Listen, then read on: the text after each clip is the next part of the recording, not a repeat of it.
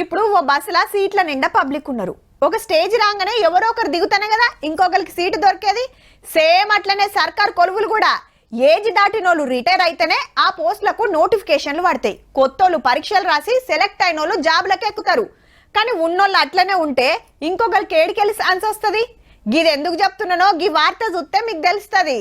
సర్కారు సంతకాల శాసకాన లేదంటే రిటైర్మెంట్లతోటి కొత్త తిప్పలం మోపైనట్టే.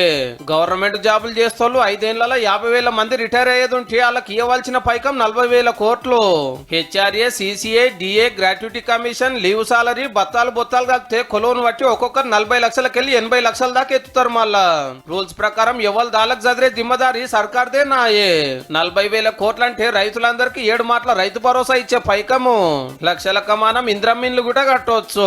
అంత పాత గవర్నమెంట్ పుణ్యమే. మరి 58 ఏళ్ళు నిండగానే రిటైర్ అయ్యేది ఉంటే 61 ఏళ్ళకి పెంచి బెనిఫిట్స్ చేయకుండా తప్పించుకొని మహా గొప్ప మాట చెప్పిండు.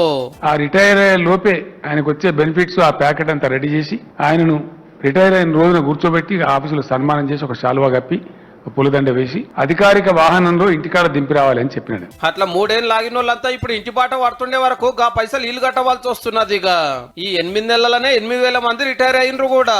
ఏజ్ పెంచినందుకు జాబులు ఖాళీగా కానీ నిరుద్యోగులు ముదిరిపోయే కథ. ఇది ఒక్కటే నా సర్పంచుల బిల్లులు పెండింగే, కాంట్రాక్టుల బిల్లులు పెండింగే, నేతన్న బిల్లులు పెండింగే.